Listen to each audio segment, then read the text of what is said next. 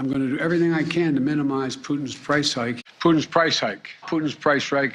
Price hike. Putin's price hike. Putin's price hike. Putin price hike. Putin price hike. The Putin price hike. If you think Putin's price hike is bad, just wait till President Biden starts talking about Putin's produce shortage. I'm serious.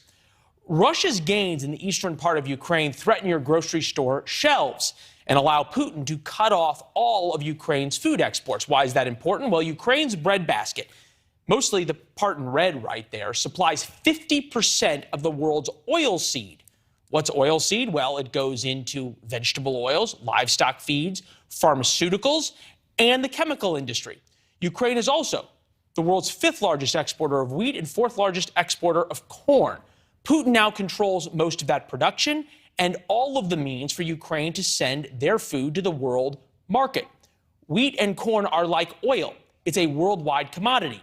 So get ready for Putin to do the same thing with our food he has done with our gas. Here's the head of the Black Farmers Association here in the United States explaining what's coming. For so long, we've had enjoyed, lots of food in this country. So we've never, ever faced a food shortage. And I think that's coming in the coming months. It's a scary predicament. The one way to help right now the United States and the world keep its food supply would be ensuring a way to get Ukrainian wheat and corn out to the world. How does that happen? It happens through the Black Sea, which is here. Here is Odessa, which is the last remaining port in Ukrainian hands. These are all the Russian warships. The Ukrainian freighters would have to come down here through the Bosphorus Strait and then out into the Mediterranean. The Russians have Ukraine fully blockaded. The only way to stop Putin's produce steal is to protect the sea lanes heading to Ukraine. That would require U.S. military intervention. Seth Crosby, former Undersecretary of the Navy, has some ideas on how to do just that. Seth, does Vladimir Putin have us over a wheat barrel? No, he has himself over his own self-created barrel. And if we're smart, we'll make that barrel bigger and cause him to reconsider his blockade of Ukrainian ports. And as your previous commentator, or the clip showed, the question of our and other countries' ability to get foodstuffs is very much an issue.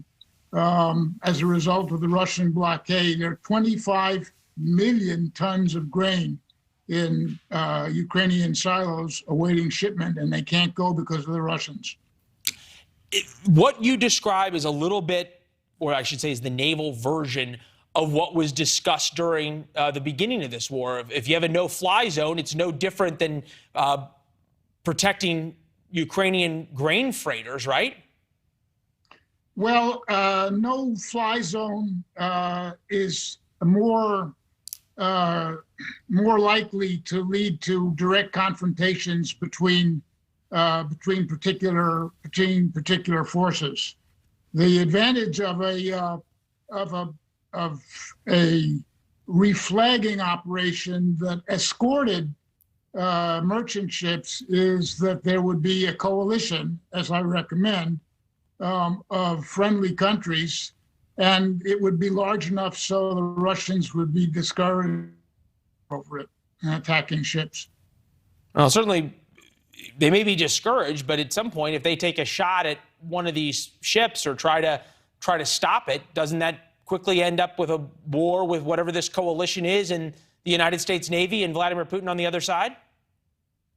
Does Vladimir Putin want to take on 10 or 12 ships at one time? Do we want to find out?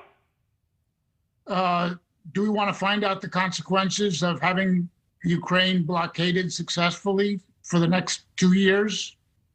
I guess that's the real question. What does that look like if Ukraine is successfully blockaded?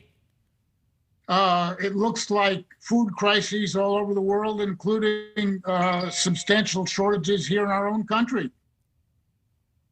It's a scary process. And one of the points that's important here is that 25 million tons is last year's harvest. Okay, so if those silos are not emptied, what happens to the grain and foodstuffs that are being grown right now and will be harvested beginning a month from now? Where do they go? They get burned up? Putin goes ahead and steals them, which is probably what he would exactly like to do. Newsweek: famine will force West to lift sanctions.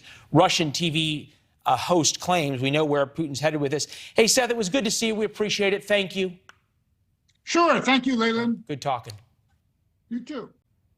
Thanks for watching. Go to newsnationnow.com to find NewsNation on your television provider.